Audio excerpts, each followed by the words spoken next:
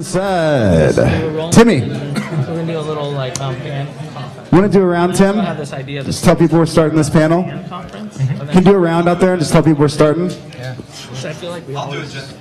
You'll do it? This is Mr. Ian Rogers. He'll be your host. Yeah. Thank you very much, Ian. I'm handing it off to you, and I'm out of here. Should I wait for some more folks to come in, or just go at it? I think let's just go at it. They can deal with that. Yes. Welcome, everybody. My name is Ian Rogers, CEO of a company called Topspin. Not here to talk about Topspin, actually. I'm here to moderate this panel for you. If you want to check out what Topspin is, you can go to topspinmedia.com, and we have a code. If you just put in new noise, you get 3 free months. So check it out if you want. But this panel is about 10 things that your band should be doing right now. So I feel like we should make a list. So I'll try to make a list, and maybe we can recap at the end. And so we actually come up with 10 things. Not 11, not 9, 10. Let me introduce who we have. Immediately to my right here, we have Molly Moore. Molly's A&R at Atlantic. Oh, Thanks, Molly, guys. a round of applause. So I'm the girl on the panel, that's why. On the panel? This could be fun. Next to Molly is James Levette. James is, let's give it up for James. In addition to formerly being the bass player in Agent Orange, James is a PR man for bands and artists that are very similar to Agent Orange over time, like Kenny Chesney and Sarah Evans, James Brown, and James Brown. has relocated to Santa Barbara from where he used to be in LA and has a PR firm here. Next down, who I can't see, but it's Mr. Nick Adler, who owns the Roxy in LA. The Roxy. You may have heard of it. Next we have Luke Eben, and Luke is a producer and a manager and co-founder of Music 180, which is a site that connects producers and songwriters to emerging artists. And then last but not least, Mr. Matt Phillips. Matt's at Silverback. Come on, gotta give it up for Matt. Maybe I needed to go a little farther and say that, if you don't know what Silverback is, it's a management company and a label that was founded around the band Slightly Stoopid, but in Long Beach Dub All-Stars, but it has an illustrious career with many, many other artists. So let's jump into it. Let's just start. I think it would be helpful for people to know what do each of you do to help artists? We have people here from a variety of capacities, but how do you guys help artists in your daily lives or your daily work? Go ahead, Molly. Well, professionally or personally, both? Yeah. Band mom extraordinaire. Yeah. Well, obviously at Atlantic Records, we sign bands and we develop bands and we help put them on the road. Which is, I think we all kind of understand what record labels do. On top of that, I do songwriter nights in Los Angeles, the first Monday of every month at the Hotel Cafe for anybody that's Los Angeles based. It's just basically kind of a way to put a bunch of songwriters in the same room, because if you're at ASCAP or BMI, maybe you wouldn't meet the other person, different publishers. And I feel like putting all those people in a room to kind of create creative bonds is really important, so that's something that I do. I also do film and TV licensing, which is another angle, because I was finding that working at a major label, it's really difficult to sign bands. We have very small bandwidth, and we are really looking for bands that already have something going on. So I started doing film and TV work for a boutique licensing agency because I wanted to be able to take young bands and help them create some platforms and get them some money so that they could do what they wanted to do. So I started doing that actually a couple weeks ago. I didn't even tell you about that. Yeah, and that's, and as you're saying, the reason being, here you are at a major label, Atlantic, but they're making very few bets every year, right? They're gonna and less, and at this point, we're really looking for someone that the general public has already put the X on their back. Right. We're already seeing a fan base. We're already seeing the touring. Because for us, it's record sales matter less and less. It's more about sort of the whole picture. So that's merchandise sales, that's ticket sales. So to take a baby band that doesn't really have anything, we're not really taking those shots right now. So this is a way for me to hopefully, potentially, get that Apple commercial or get that, holiday ad that will really start to launch a band's career. All right. James, how about you? What do you do for artists? Well, I'm a publicist by trade, and but my business is changing, and it's becoming more of a consultancy. And we kind of are helping bands get all their ducks in a row, so that my focus is taking bands to the next level, and that's the part of the job I enjoy. I don't want to do PR for bands that are already established. I help them get their label deal or whatever and have success. So I help them get all their ducks in a row. Help them. What ducks are those? The ducks would be like preparing them to get management, to get an agent, and ultimately a record deal, or building a virtual record label. I've had great success with a country artist recently who we built a virtual record label, and he's an indie success story where he's had 300,000 downloads on iTunes and like 3 million hits on his YouTube video. And he basically is making like about $10,000 a month from his record sales. And that's I'm kind gonna hire you now for yeah. me. And it's actually identifying the cult and building a cult of fans, of like-minded people that respond to your product. And also, I most of the time I remind people that this is show business, and that you have to have a reason for people to come back or to bring their friends to your shows. And so I work on their image and their presentation and the whole thing, and help them get to the next level. And a lot of times when they do get that record deal, like a Kenny Chesney, a lot of times I lose them as clients, but that's the main thing, is what my job is. So they usually take on the publicist from the record label, but that's what I do for besides getting people on television and newspapers and web presence and stuff. Yeah, we're going to talk more about those ducks, because one of the things I want to talk about on this panel is, what is the team these days that artists need around them.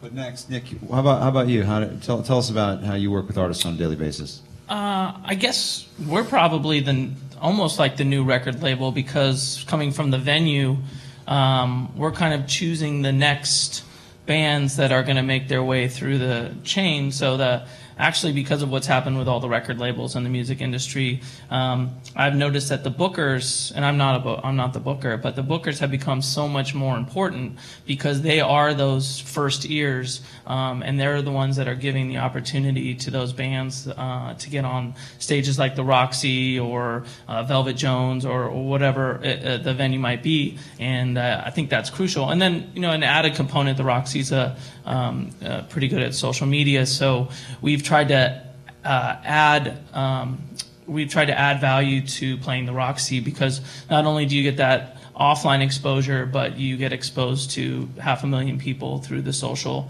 and through newsletters and things like that. So venues have become extremely important, so support your local venue.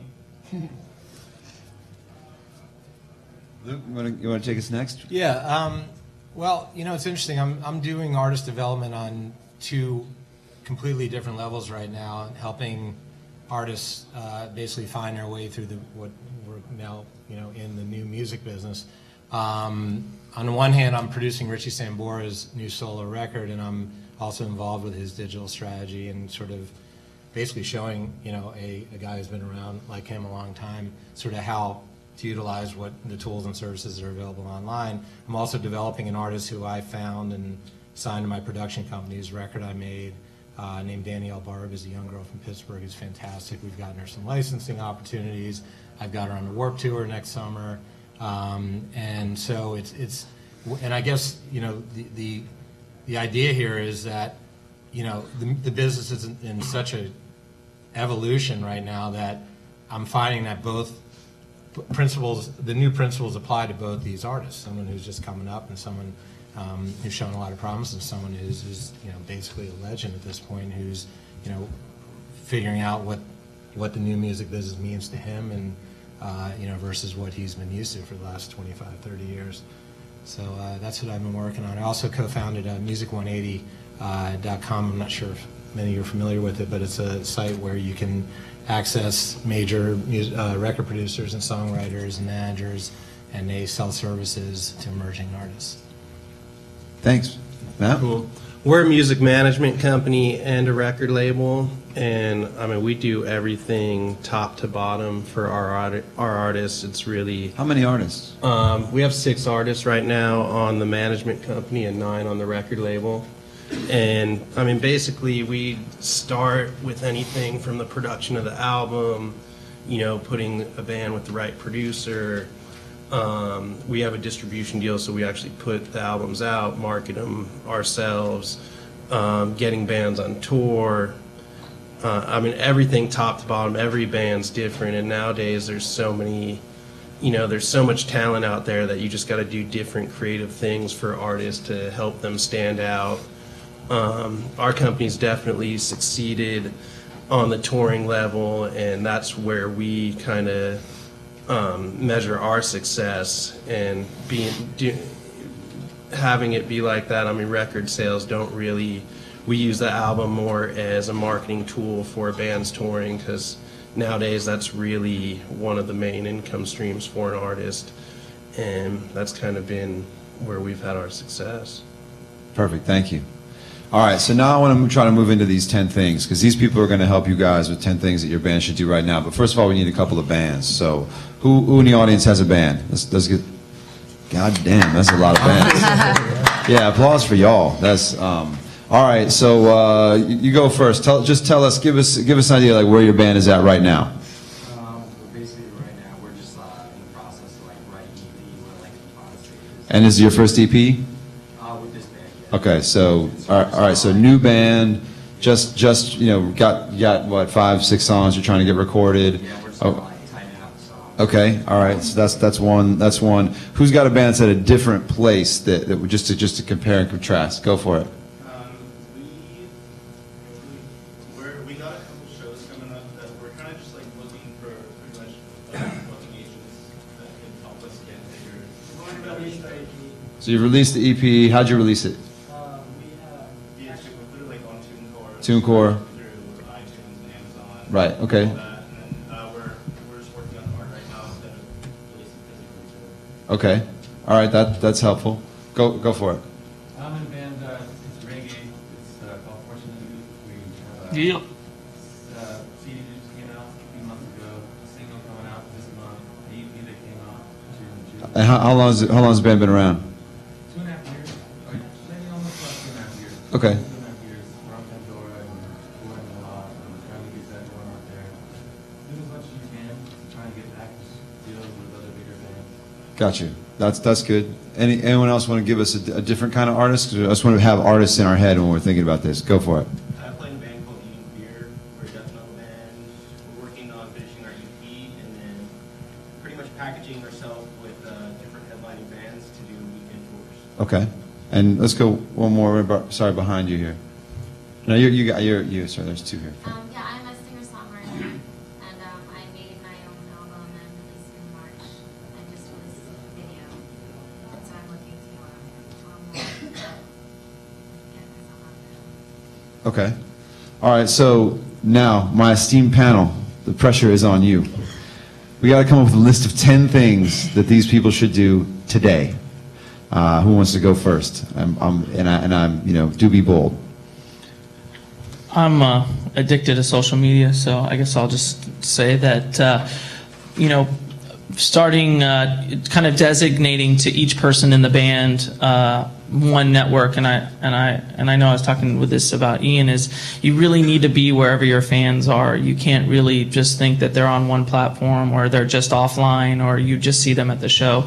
They're using all types of technology. So being a solo artist, that's a little bit tougher, but when there's more people in the band, you know, really try to activate your band members. One of them might be good at taking pictures, give him something like Instagram. Someone might be great at Facebook, give her that. So just don't let anyone in the band just sit back and think that they're not part of this process, because there is making music, and then you could do that all day, but you actually want people to hear that music. So you need to promote, and if you don't have any money, the easiest way to promote these days is through social. Yeah, and I'm glad you mentioned Instagram. I mean, I think as I talk to artists, that's they love it. You know, Yeah. it's such a great platform. So there's clearly Twitter, Facebook, Instagram. Is that Yeah, is that, I is that mean, enough? no, I don't. If I'm a band, can I stop there, or do I have to go do 10 more?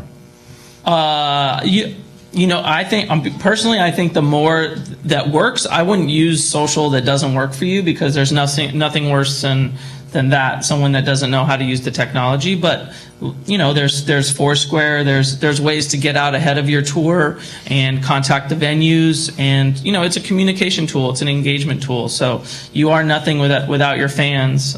So you need to find your fans first. And on top of that too, there's also YouTube, and obviously like making videos, you know, sometimes that may seem like this very expensive thing, but one thing that we've started to do at Atlantic, we don't really have a catchy phrase for it yet, but I'm sure you guys have all seen lyric videos. What we're doing now is almost like visual placeholder videos. I mean, the whole idea behind a video is that you're going to get someone to be visually interested, so they're actually going to listen all the way through 3 minutes of your song, right? So we just did one for this band called Fun, because the music video is not coming out for a couple of months because we do have budgets for that. But even if you don't, it's basically this simple image of this girl peeling an orange on a bed. And at the end, she cuts herself and she like puts it on her mouth. It's just this beautiful imagery that holds their interest for 3 minutes, and it's something that people are really enjoying and gravitating to. So even if you don't have a lot of money, I mean, we're spending only like $1,000 on those videos. So, I mean, you could do that even less expensively, and those are other things you should be thinking about, and other avenues where you can put videos. Yeah, that's good. So we have 2 already. We're doing all right. We got 2 ducks? Yeah, we have 2. Well, I don't think these are the ducks. We'll get to the ducks later.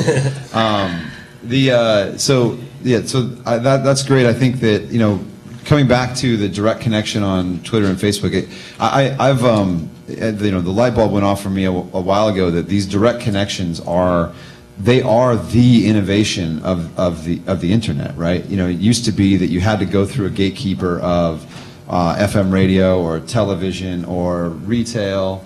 And now, you know, it's crazy to think about it that 6 years ago there was no Twitter, no Facebook like, no Lady Gaga, and today Lady Gaga is #1 on Twitter with 13 million people and has 50 million people directly connected to her. Those are 50 million people that she doesn't have to go through Best Buy, MTV, anybody to communicate with. So you want to have more of those people tomorrow than you had yesterday. So we'll leave that as #1. Thank you, Nick.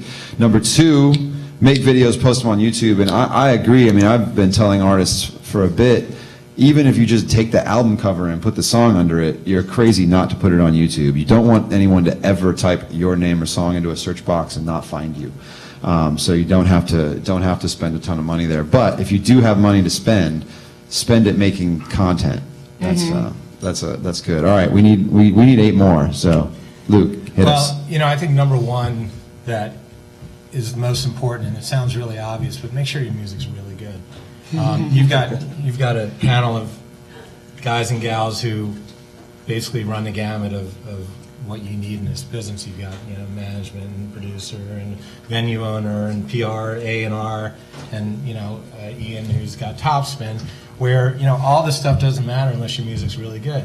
And with the ability to make music so inexpensively right now, and the ability to actually almost crowdsource your music and check out, you know, amongst, you know, your closest friends, or even if you have a small fan base, what they think of your latest song. I mean, you can sit in your room and write 100 songs, and, you know, Pro Tools runs native now on your laptop, and you can record into Pro Tools and do a pretty good job. But, you know, you got to make sure that's the most important thing, really, because all the rest of this stuff is just gravy. And if your music's good, people are going to pay attention. Yeah, and I'd actually go one step farther and say that in this day and age, when we have empowered consumers with unlimited choice, that being good isn't enough. Right. You actually have to be exceptional. Absolutely. I want to add to that also. I think that a lot of people think they have to put out a full album. I think that you need one focus track to focus on and to rally around, and you don't necessarily have to have a full body of work to get things rolling. Well, yeah, that's something that is interesting as far as also like selling versus not selling. Because like a really great example is Foster the People. There's like a big article about this, but Mark just put that EP up. It was just there for free. But, you know, the sales now show that it was a great song. There's some great songs. And he wasn't holding it back. He wasn't waiting for the full record. He just had 4 songs, so he was like, great, and put them up. And share that. Keep things open. Have a free download. There's absolutely no reason to be holding all this stuff back anymore. It just doesn't make sense. It's better for it to be viral. So what's the lesson there? Is it sort of a release early and often? I think there kind was of two. mentality? Because I think that was so important about the music. Oh, That's yeah. key. But it bothers me when bands hold on to their music forever and they try to craft this epic, and it just never. And by the time it actually gets out, I mean, music is today and tomorrow, but you know, it might not be the same thing in 2 weeks or a month from now. So if you have music, you know, and it's ready, get it out. Don't wait for some amazing moment. I just that is one thing that frustrates me with some of my friends that are in bands. They're trying to create the greatest record. I've got a of all record time. coming out in November next year. Yeah. I've got everything, all the tracks laid down, but I got a little more work to do. Yeah, no, it's ridiculous in this day and age. When you have bands like The Weeknd, another great example of a band that just, you know, puts stuff out there. I'm always amazed at how much stuff shows up on Pitchfork's Best New Music list that what isn't actually available in stores, right? Mm-hmm. Whether it's Odd Future or The Weeknd or Big Crit or, you know, these things that really came out as, you know, whether they're mixtapes first or whatever. Do you guys think that get them maybe out there. creates more hype though, if they have it out there but not available? Gets people talking about it. Yeah, I mean, it's good though. I think that's the idea, right? Like, Yeah. and also that at first there was this place of fear, like if we're putting music out there for free, that it's going to totally screw over our business.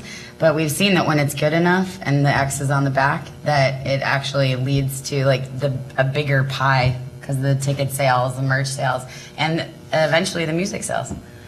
Yeah, well, and I think that, you know, it's that.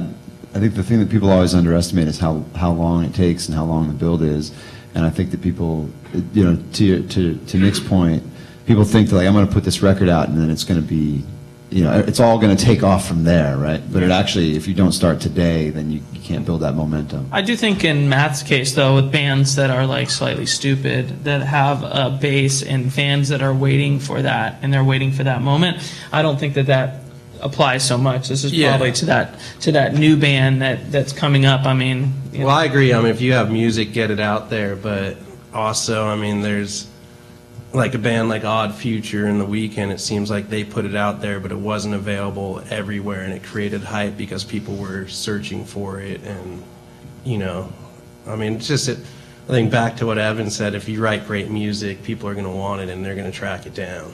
And as far as like, I guess part of the lesson too is that like EPs, singles, you know, just that one song, a remix, like a split 7, but that you put online, like I totally encourage that. We encourage that for our bands where we used to be very album oriented. But at this point, you know, if you have 3 songs that are great, instead of putting out a whole record where 7 songs aren't that good, just put out those 3 songs. There's no reason not to. Something to tour on too, something to talk about, and then 3 months later you can do it again. And that's how, I mean, popular music started, was you were in the studio yesterday and you ran down to the radio station and you pressed it and you gave it to them, and the following week you were number 1 on the you know, 3 or 4 stations. So we've kind of come back around to how it all started with the single. Yeah, back to the roots. Mm-hmm. All right, so I think I've kind of got 5 here. But I'm going to review real quick. Because I don't, you know, please, you know, we're not. These are done. We're going to move on. All right, so here's where we are first. And we can move these around. But Nick said, be where the fans are, right? So get your social media strategy together. And I like the practical advice of divide it up in the band. It's, you know, not just one person. Get everybody, you know, minding something, except for that one guy who's an asshole. Don't let him talk to people. All right, make videos for every song. Post them on YouTube. Luke had great advice, which is don't suck. At least that's what I wrote down Thanks here. for the paraphrase. But yeah, you're welcome. I'll take it one step further though and say be exceptional. Let's see. James was saying focus on one track to get rolling, and then we kind of spun that into you know, releasing early and often. You've got, you know, take what you've got and get it out there. Okay, so. Folks, think about these bands that are in the audience right now. What's your advice to them? I got one more to add. Okay. Because a lot of the artists seem like they wanted to tour, get an agent. It seems like they had released the EP or finished the EP. And I think the important thing about touring is you really got to like build your local market. And I mean, if you're not going to, create something in your local market where you're selling out at least a small club and people are keep coming back and talking about it, it's going to be really hard for you to do that nationally.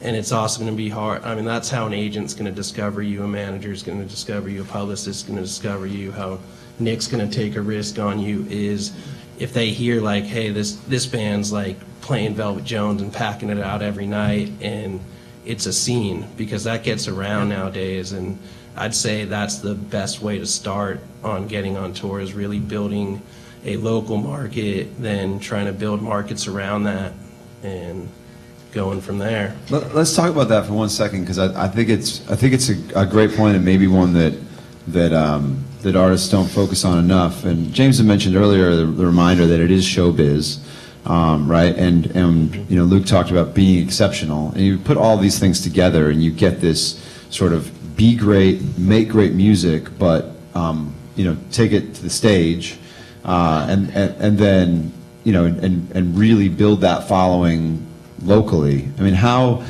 have you guys worked with bands to kind of get them from the very beginnings to being great live acts?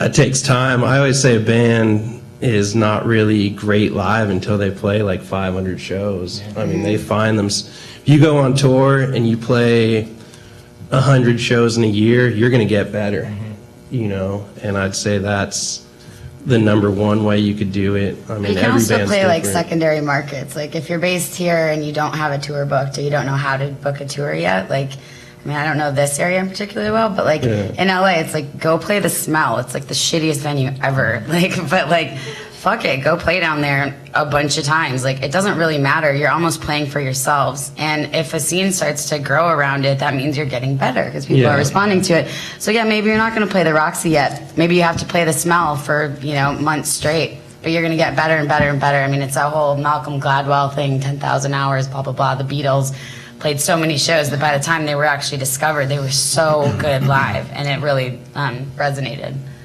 I would add, it's so important to support the other bands and create relationships with similar bands to you, because most of the bands get their chance at the Roxy because they're friends of the headliner and they've told us that they're playing the show. Like, it had nothing to do with whether we wanted them or not. It was like, they don't draw and they're going to open the show, and that's what the agent says, and we're like, okay.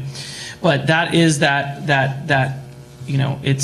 there's no band that is your competitor. They're all your partners. So try to partner with as many bands, support, especially with social, support a band every day, and you'll see slowly over time that they'll start to support you. You have a show in Santa Barbara, you get a good draw at Velvet Jones, say, why don't you come down here from LA, play Velvet Jones on one of our nights, and then the next time they're playing LA, you go up and you support them. So create a band network. And there's actually a website for that, and that's what Nick's talking about, called Headliner FM, which is awesome, because what you basically can do is you're finding other bands or like acts such as yourself, and actually accessing both of your fan bases. It's usually your I think it's your Facebook fan base. So that's sort of the virtual way of doing what Nick's talking about. It's a really interesting site. Yeah. It's also people want to be part of a scene, I feel like, and that's something that I've seen in Silver Lake is like a couple bands will become friends, and they'll go party together after, and that whole thing, it creates this community feel that people want to be a part of. So we want to be a part of the music, but we also want to be a part of their life, which is it's great. It's healthy for the scene, and it's actually healthy for your career in that sense. That's great advice. All right, we've got about 15 minutes, and we should take some questions, and we need 3 more. We're up to 7, folks. We should talk about the team you were saying. We got to get through these 10 first. Okay. If you want to, make it work with the team. I want to add something about just taking it back to the ground level. That when you're putting together a band, you make sure that everybody has the common goals.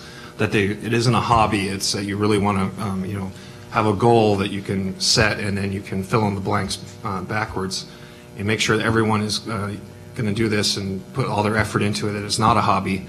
And that way you'll have success that way, because I've worked with a lot of bands that get to a certain level and they're starting to break, and then one guy's, I don't want to go on tour because I'm going to school. you have to make sure you have all those, common goals in your band.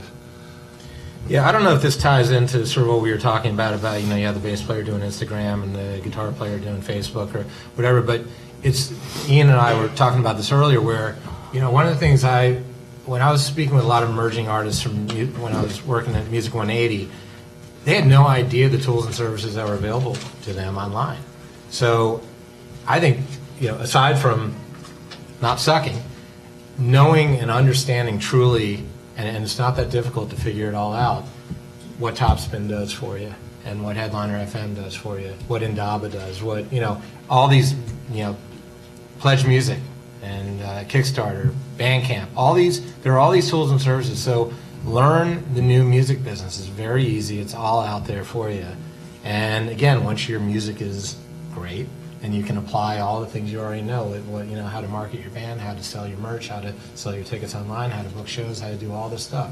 It's a very DIY moment right now, and I think that's super important. I don't know if that goes on the list, but learning the new music business could go on the list. Let me ask you this though: should the bands know this, or is one of the things that we have on the list have a manager? No, I think the idea for any band starting is get the manager out of your head and get the agent out of your head and try to learn how to do as much as you can. I mean, I also think there's a point where we put too much pressure on the band and we ask them to do too much, and that is a very fine line. But starting out, really try to do as much of it yourself so that when you do get that manager, you know what to expect from that person, or you know what the agent should be doing. I mean, you just get an agent, you never booked a show, and they're like, oh, I called some people, I couldn't get it done, and you're like, oh, it must be really tough. Exactly. The agent comes later, and the manager comes later, and Molly comes later. It's kind of like what Molly was touching on earlier, where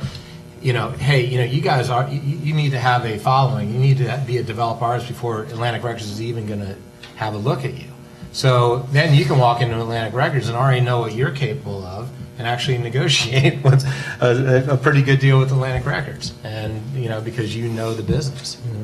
Go ahead. I was just going to say the agent. I always get that question. I need an agent, and it'll change our life. But I can guarantee you, if you get the buzz going and work hard and get to a certain point, managers, agents, and record labels will seek you out, and that's the way it works, because a manager doesn't want to break artists, or an agent doesn't want to pick up the phone unless they know they're going to make 10% and it's going to be a big payday for them. So you have to work hard to get to that point where they come to you, and to think that you can walk into an agent's office and have them sign you is just not going to happen. So let's use this moment to talk about the ducks that we were referring to earlier. Who are there people that these artists should have around them now? Who is the team that they should put together? The team or the services or technologies? I mean, these guys are using TuneCore. What are the, if you were going to start with an artist today, what are the pieces you would place around them to get rolling for one of these artists? If you don't have anything, I mean, you guys let me know what you think, but for bass start would be a PRO, because this ASCAP, BMI, and CSAC, performance rights organizations, they are Switzerland. They are there as a resource for songwriters. So that, for me, and they know everybody. They know all the managers, they know all the producers, and that's their job, essentially, is to be a resource for you. So you should feel absolutely free to, go sign up, and if you haven't yet affiliated, you should. If you're here, then you should be affiliated, and then you should feel free to ask them questions about what you should be doing and who you should be connecting with. And they have events and other things. Totally. And you can sign up online, ascap.com, bmi.com. You can sign up and register your songs. It's free. It's all free. Yeah, and you should do Sound Exchange as well while you're at it, because those guys are holding a lot of money for people that haven't come to claim it. So you might as well go fill that form out too. And also, just on to Molly's point when she started, was you don't have to have hype to get to a music supervisor. You have to have a great song. So if you don't have money, I had a friend that starting a new band. They were a great band, but they didn't have any shows or anything. But they sent their songs to all the music supervisors, and they ended up getting in 2 or 3 different placements. So they got a little money in their pocket, and then they were able to build on that. So that's another place that instantly, once your music's done, get it out to people like Molly. Yeah, I'll say this too. I think talking about the early team a band could have, and it's like you don't want to depend on the music industry or somebody discovering your song and falling in love with it, putting it, whatever it is. I mean, you could. It doesn't matter if you have 3 fans, 300 fans, 300,000 fans. Your fans are going to be your biggest focal point and your best way to spread your music. And nowadays, everybody has social networks. They can reach so many people. It's not, back in the day, early was slightly stupid. We just gave CDs to our friends and say, hey, hand these out, to whoever will listen. And nowadays, it's so much easier to reach more people. And that's really how you do generate a buzz without depending on the music industry or anything else. It's like, get your friends, get your family, get the 3 to 10 to 10,000 fans you have spreading the word about your music. That's a duck. A fan.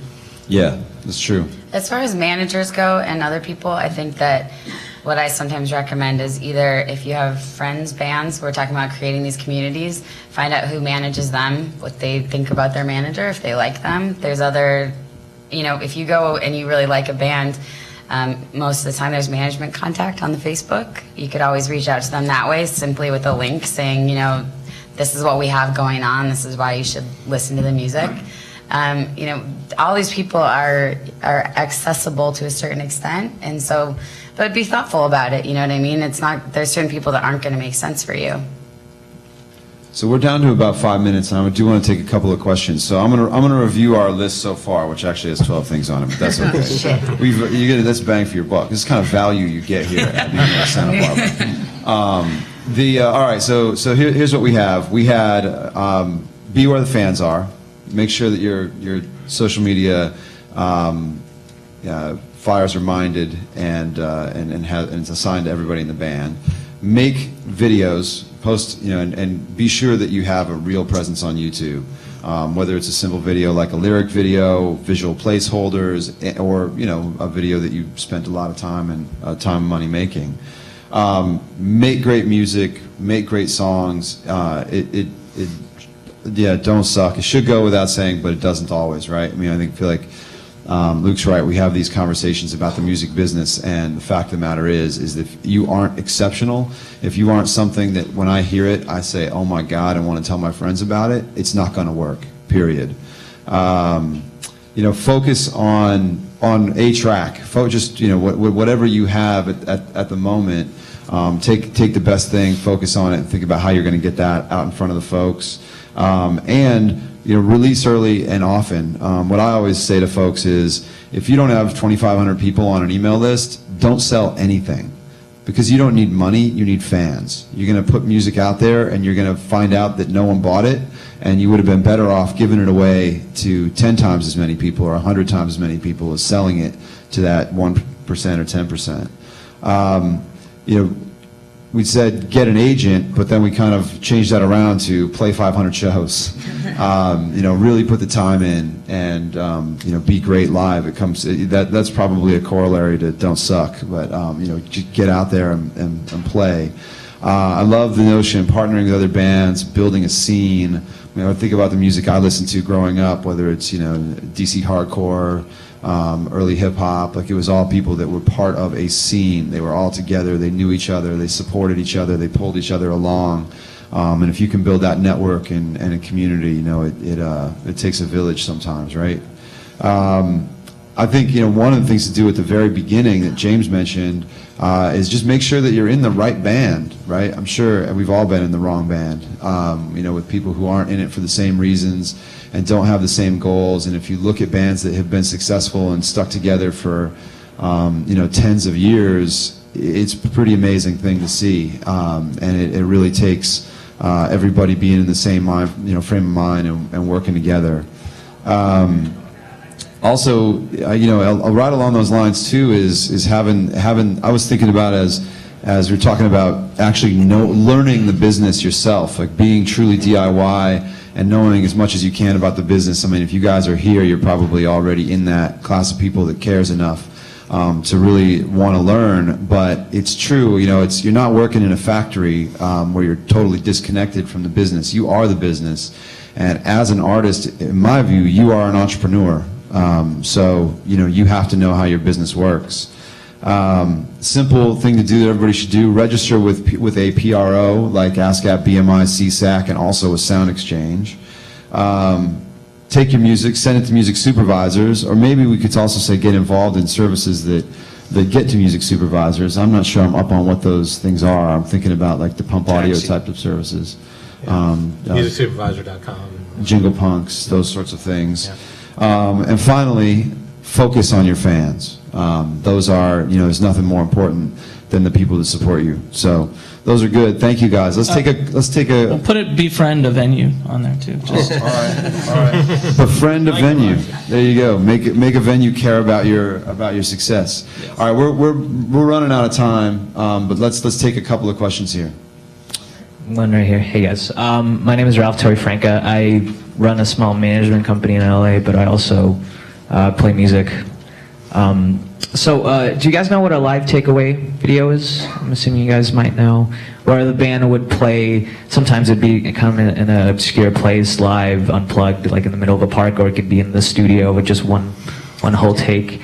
But in the last few years, I've seen that's become kind of a big thing, and bands have actually created a career around literally those videos, like bands like Young the Giant from LA, or a good example right now is Milo Green from LA, where they had a song like 1957, they had them just play live in one whole take, and eventually now they're on tour with the Civil Wars, and they have a label and everything's going down. But what are you guys' thoughts on that? Do you think that would become more of a big thing and kind of replace music videos? Plug stage it? Sure. I mean, no, absolutely. I mean, like we were saying, videos are extraordinarily important, and that actually marries in the sort of connectivity of social media. Our friend Evan Lowenstein has a company called Stage It, which is this amazing sort of like self-concert thing where you can sort of invite fans to come in essentially to your room or the backstage of your show or whatever. You can make it free, you can charge, you can make it as long as you want. It's pretty fantastic. So a lot of people are doing that, and I think it's one of the things that I think everyone's recognizing is that there used to be one indicator light that went off. Radio's playing you in Atlanta, let's go. Okay, it's not like that anymore. Now you need 20 lights going off at the same time. Part of that is you guys being organized and thoughtful and like thinking about sort of what, we're talking about goals, we're talking about teams, we're talking about communities. You really do need to be very conscious of the whole sort of process here and figuring out getting all those lights going off. But of course, that's another element to adding to it. Let's get another question while we still have time. Hi, I'm John Penn.